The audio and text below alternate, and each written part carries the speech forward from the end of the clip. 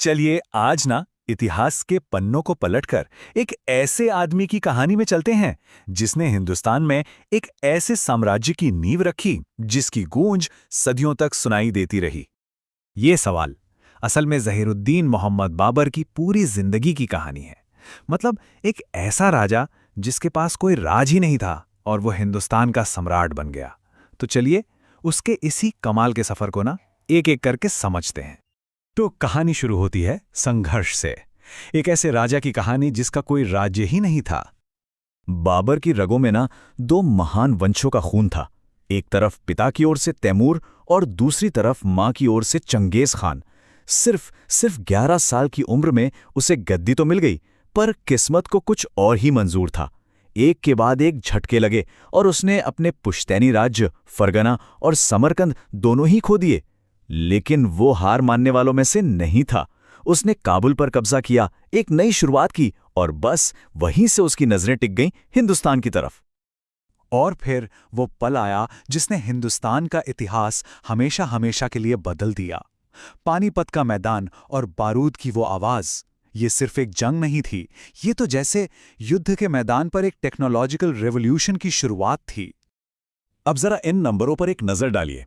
एक तरफ बाबर के पास मुट्ठी भर करीब 12,000 सैनिक और दूसरी तरफ दिल्ली का सुल्तान इब्राहिम लोदी अपनी 1 लाख की विशाल सेना के साथ।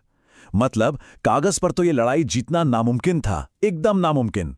लेकिन बाबर के पास एक ऐसा तुरुप का इक्का था जिसके बारे में लोदी ने सोचा भी नहीं होगा।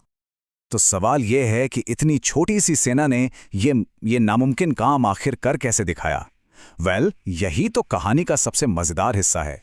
जवाब छिपा है बाबर के 2 सीक्रेट वेपन्स में, जिन्होंने पूरा का पूरा खेल ही पलट दिया। बाबर का पहला और सबसे बड़ा हथियार था उसका तोपखाना, आर्टिलरी। उसके पास उस्ताद अली और मुस्तफ़ा जैसे एक्सपर्ट्स थे और उन्होंने पहली बार हिंदुस्तान की जमीन पर तोपों की असली ताकत दिखाई। सोचिए जरा, बारूद की वो कान फाड़ देने वाली आवाज, वो धुआं, उसने लोदी के हाथियों और सैनिकों में ऐसी दहशत फैला दी कि भगदड़ मच गई। लोदी की सेना तो पारंपरिक लड़ाई की आदी थी, हाथी घोड़े वाली। इस तरह के हमले के लिए वो बिल्कुल भी तैयार नहीं थे। ये सिर्फ एक हमला नहीं था, ये एक साइकोलॉजिकल शॉक था। लेकिन सिर्फ तोपें ही काफी नहीं थी। बाबर ने एक और कमाल की और बहुत ही घातक रणनीति अपनाई, जिसे कहते हैं तुलुगमा। इसमें होता क्या था कि वो अपनी सेना को छोटे छोटे हिस्सों में बांट देता था, फिर दुश्मन को दोनों तरफ से घेर कर उन्हें बीच में फंसाकर सीधा तोपों के मुंह के आगे धकेल दिया जाता था। तोपखाना और तुलुगमा का ये जो कॉम्बिनेशन था ना, उसने लोधी की इतनी बड़ी सेना को पूरी तरह से तबाह कर दिया। तो पानीपत की जीत तो बस एक शुरुआत थी, बस एंट्री थी। हिंदुस्तान पर राज करने का जो सपना बाबर देख रहा था ना, उसकी असली परीक्षा, उसकी सबसे बड़ी परीक्षा अभी बाकी थी। और ये लड़ी जानी थी खानवा के मैदान में। देखिए, ये कहना बिल्कुल गलत नहीं होगा कि पानीपत तो बस एक दरवाजा था। असली मुकाबला तो ताज के लिए था, और ये था खानवा में। इब्राहिम लोधी को हराना एक बात थी, लेकिन मेवाड़ के महान योद्धा राणा सांगा और उनके राजपूत संघ को हराना, वो कहीं ज्यादा बड़ी चुनौती थी। असल में तो खानवा की लड़ाई ही तय करने वाली थी कि हिंदुस्तान का असली बादशाह कौन बनेगा। लेकिन इस लड़ाई से ठीक पहले ना, बाबर की सेना का हौसला पूरी तरह टूट चुका था। सैनिक थक चुके थे, वो वापस घर जाना चाहते थे। माहौल एकदम निराशा वाला था और बाबर को समझ आ गया था कि अगर ये जंग जीतनी है तो अपने सैनिकों में एक नई आग, एक नया जोश भरना ही होगा। और बस यहीं पर बाबर ने एक लीडर के तौर पर अपना मास्टर स्ट्रोक खेला। उसने क्या किया? सबसे पहले उसने इस लड़ाई को जिहाद यानी एक धर्म युद्ध घोषित कर दिया। फिर उसने सबके सामने अपने शराब के कीमती प्याले तोड़े और कसम खाई कि वो आज के बाद कभी शराब नहीं पिएगा। ये जो पूरा एक ड्रामा था, एक सिंबॉलिक एक्ट था। उसने उसकी थकी हारी सेना में जैसे बिजली दौड़ा दी, एक नया जोश भर दिया। और जब खानवा में ये निर्णायक जीत मिली तो उसके बाद बाबर ने गाजी का टाइटल लिया। गाजी यानी धर्म का योद्धा। इसी जीत ने सही मायनों में हिंदुस्तान में मुगल साम्राज्य की नींव को एकदम पक्का कर दिया। अब कहानी में एक बहुत ही इंटरेस्टिंग मोड़ आता है। हम जंग के मैदान की क्रूरता से दूर इस विजेता का एक बिल्कुल ही अलग चेहरा देखते हैं। एक ऐसा पहलू जो बहुत संवेदनशील और कला से भरा हुआ था।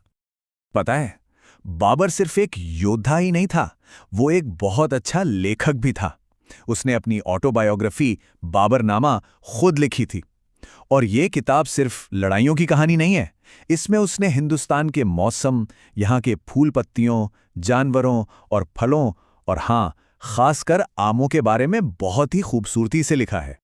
उसकी इस पोएटिक साइड का एक और सबूत बाबरनामा में मिलता है। वो लिखता है, मेरा दिल एक बाग के आकर्षण पर बिक गया है, एक नदी के किनारे। जरा सोचिए, ये शब्द उस इंसान के हैं जिसके हाथ हमेशा तलवार पर रहे। ये दिखाता है कि उसकी पर्सनालिटी कितनी गहरी और कितनी कॉम्प्लेक्स थी। नेचर से उसका ये जो प्यार था ना, इसी वजह से उसने आगरा में नूरे अफगान बाग बनवाया। आज हम उसे आराम बाग के नाम से जानते हैं। ये हिंदुस्तान में पहला मुगल गार्डन था। ये एक तरह से इस नई जमीन पर अपने घर, अपनी मातृभूमि का एक टुकड़ा बनाने की कोशिश थी। फिर 1530 में बाबर की आगरा में मौत हो गई। शुरू में उसे उसी के बनाए बाग में दफनाया गया, लेकिन उसकी एक आखिरी इच्छा थी।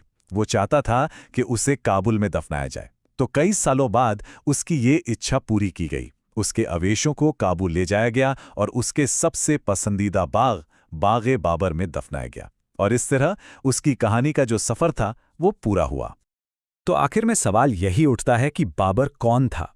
एक आक्रमणकारी जिसने हिंदुस्तान पर कब्जा कर लिया, या फिर एक नए युग का आर्किटेक्ट जिसने एक महान साम्राज्य की नींव रखी? उसकी विरासत, उसकी लेगेसी बहुत कॉम्प्लेक्स है। एक ऐसा इंसान जो एक ही वक्त में एक बेरहम योद्धा भी था और एक शायर भी। ये एक ऐसा सवाल है जो आज भी इतिहास के पन्नों में अपनी जगह बनाए हुए है।